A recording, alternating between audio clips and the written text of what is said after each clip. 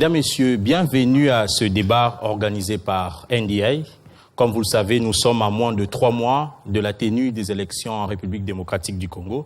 La liste définitive des candidats président de la République, députés nationaux et provinciaux a été déjà rendue publique par la Commission électorale nationale indépendante. Mais il se pose un problème. Ce processus ne rencontre pas le consensus au sein de la classe politique congolaise. Je donne un exemple par rapport à la machine à voter qui est rejetée par l'opposition. D'où cette question. Que faut-il faire pour qu'on ait un processus électoral apaisé? Et ce sera l'un des thèmes que nous allons aborder dans ces débats. Le deuxième thème va concerner les nuisances sonores dont sont victimes la population de Kinshasa. Bars et églises ne cessent jour et nuit de produire des bruits qui dérangent la quiétude de la population. Donc ces questions feront l'objet de débats par des candidats députés provinciaux de la ville de Kinshasa. Nous ne serons pas seuls dans ce débat, nous allons l'animer avec Lydie Loufou-Ladio. Bienvenue, Lydie. Merci Alain Boma. Qui sont nos co-débatteurs aujourd'hui? D'entrée des jeux, nous allons présenter nos co-débatteurs. Nous allons commencer à gauche.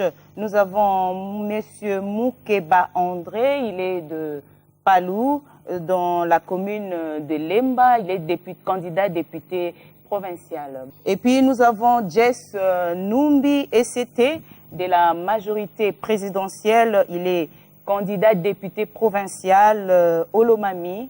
Et à droite, nous avons Madame Denise Villa. Il est du MLC, opposition, candidat dans la commune de Lingwala.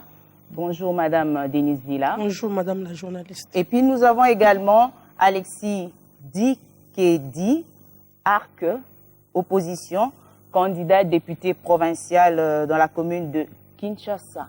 Sans plus tarder, nous allons commencer avec le premier thème. Que faire pour un processus électoral apaisé dans le contexte congolais? Bien avant, je vais vous proposer de suivre ceci. D'après moi, je pense que nous n'avons pas de Congolais, l'acteur congolais, l'acteur politique congolais n'est pas sérieux par rapport aux actes qu'ils posent, par rapport à leur manière de faire, par rapport au respect de la Constitution. C'est vrai qu'aujourd'hui, les gens disent que l'opposition dit oui, votez-moi, je vais faire quelque chose de plus, ou les autres de la majorité ils veulent rester.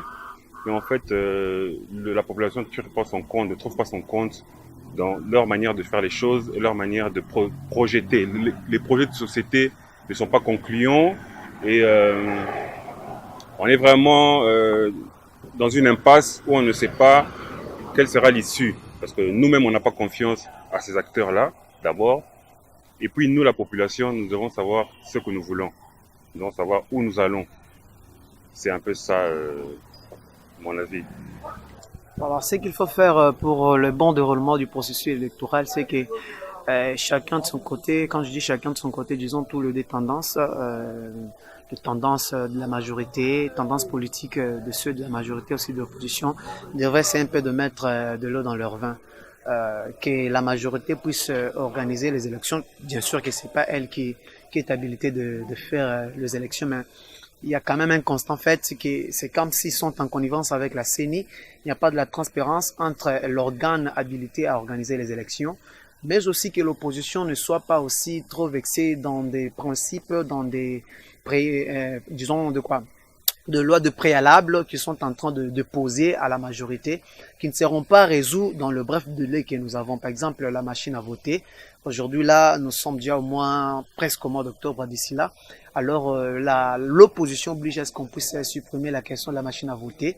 On ne sait pas aussi qu'est-ce que la CENI sera en mesure de faire parce qu'il n'a pas prévu le bulletin de vote. Cela risquerait encore de nous faire encore dépasser la date prévue pour les élections. Premièrement, il y a beaucoup d'irrégularités, d'où les acteurs politiques doivent d'abord se mettre d'accord sur certaines règles, parce que dernièrement on a vu qu'ils étaient du côté de la Senco, donc il y a eu quelques réglementations. Alors jusque-là, on n'a encore rien vu. Alors, on demande tout simplement à tous les acteurs politiques de se mettre d'accord et de trouver un consensus concernant le processus électoral. Monsieur André Moukeba, vous venez de suivre. Est-ce que vous avez commentaire par rapport à tout ce que vous avez suivi? J'ai suivi. Le débat est un débat réel autour de mode d'élection, autour de l'approche électorale mise en place. Il y a la machine à voter. Il y a un autre problème qui se pose au niveau du fichier électoral. Ce sont deux problèmes qui s'opposent et qui divisent les gens pour le moment. Vous avez compris que même la population est impliquée là-dedans parce que, après tout, c'est elle qui est concernée par les élections, donc elle doit se sentir intégrée dans la démarche pour aller vers son bonheur. Et donc, c'est un problème réel.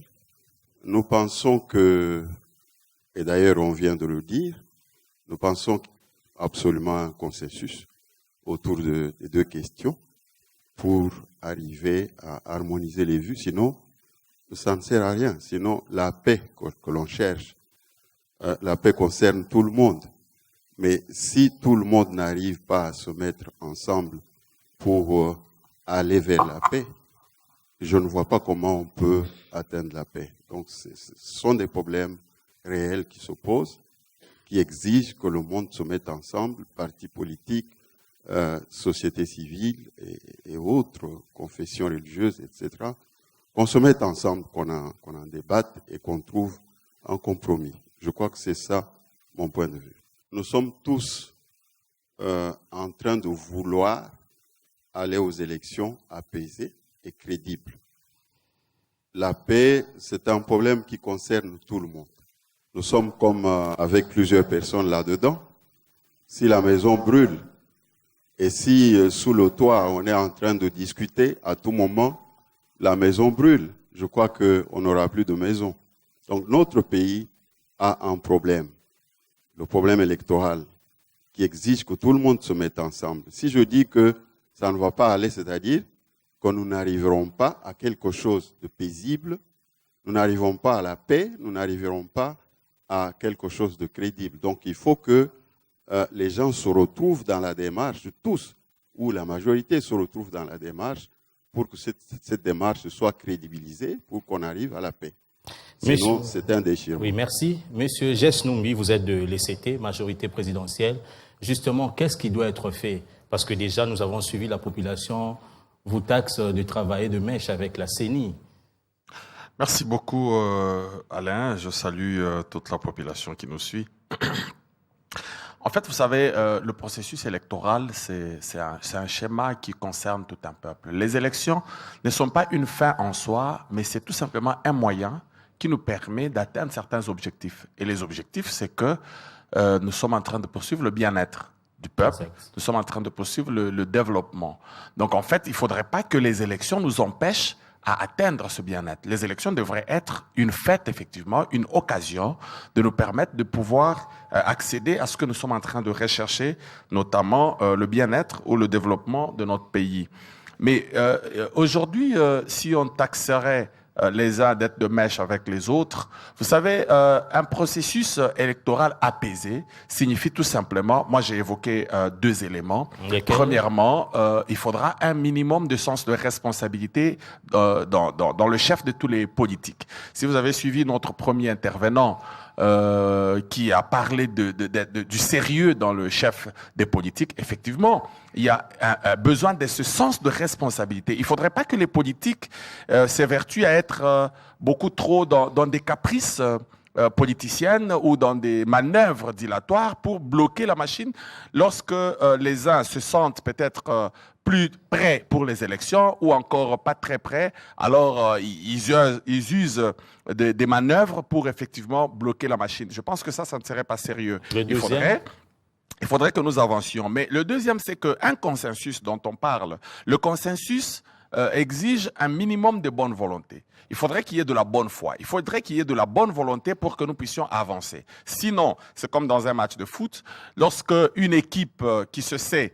faible estime déjà que moi je pense que cet arbitre il vient de tel pays, c'est suspect. Même quand on n'a pas d'éléments, je pense qu'on doit un minimum de bonne volonté pour qu'on puisse avancer. Sinon, nous allons commencer à revenir à un éternel recommencement. Les uns vont réfuter telle personne, les autres vont réfuter telle autre, et ça ne permettra pas d'avancer. Je pense qu'il faut un minimum de bonne volonté et un minimum de sens de responsabilité dans le chef des politiques. Mais il faut aussi une appropriation de ce processus par la population. Il ne faudrait pas que la population se laisse embobiner par des leaders qui, chacun en mal de positionnement, cherche comment se positionner, parce que vous savez très bien que dans ce pays, il y a des gens qui ont appris à faire comme projet de société les insultes, les attaques personnelles, des attaques sur des individus. Et on espère que c'est par rapport à cela qu'on pourra gagner les élections. Le peuple doit être beaucoup plus éveillé pour comprendre qu'est-ce que réellement la personne nous propose, qu'il soit de la majorité ou de l'opposition, parce qu'aujourd'hui,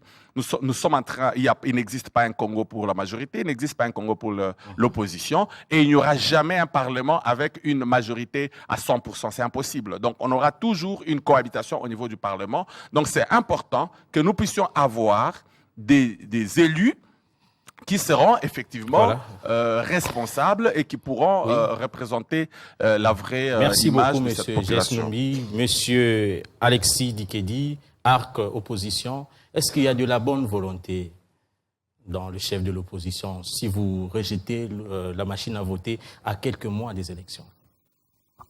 Merci, monsieur le journaliste. Je vous dirais sincèrement que l'opposition, dans son ensemble, affiche une bonne volonté d'organiser de bonnes élections et de participer à ces élections-là. La preuve en est que depuis le début du processus électoral, l'opposition a participé dans toutes les phases. À commencer par l'enrôlement des électeurs, on a payé la caution, et vous avez vu dernièrement, lorsqu'il y a eu problème de contentieux, l'opposition est allée jusqu'à poser le problème de ce candidat qui ont été invalidés. Cela vous prouve à suffisance que nous avons la volonté de participer à de bonnes élections. Le problème qui se pose est celui de garantir ces bonnes élections. Parce que le problème du Congo est celui de la caducité des institutions et du manque de légitimité de ses dirigeants. Donc, l'organisation de bonnes élections, c'est-à-dire des élections crédibles, transparentes et apaisées, doit permettre à la population de se choisir lui-même ses propres dirigeants. Et la machine à voter constitue un obstacle. La machine à voter, comme vous le constatez bien, ça fait couler l'encre et la salive. C'est une machine qui est préparée pour tricher. Ça ne garantit pas les conditions de crédibilité de bonnes élections. C'est pour cela qu'elle est décriée un peu partout, voire même par le pays fabricant lui-même. Donc la machine à voter ne pas favoriser les bonnes élections en République démocratique du Congo. Il faut l'exclure du processus. Oui, Madame Denise Villa, qu'est-ce que vous de l'opposition vous reprochez concrètement à la machine votée? Bon, je voulais d'abord ajouter un petit rien par rapport à ce que mon confrère vient de dire. Le frère a dit que l'opposition a soutenu les processus dès le début. Oui, c'est vrai, l'opposition a soutenu les processus dès le début, mais ce que nous récusons aujourd'hui, c'est ce que vous venez de dire, c'est la machine à voter. Pourquoi l'opposition récuse la machine à voter? Mais l'opposition ne récuse pas les processus électoraux. Parce que pour preuve, mon confrère vient de dire que l'opposition a assisté au processus. Nous avons pu aligner les candidats en termes de candidature. En tout cas, si vous faites vous prenez la statistique, c'est l'opposition qui a plus aligné les candidats que la majorité. Je ne sais pas si vous avez la statistique, vous devez même vérifier.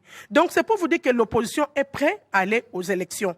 Mais les problèmes de la machine, monsieur le journaliste, nulle part a été mentionné dans la loi électorale.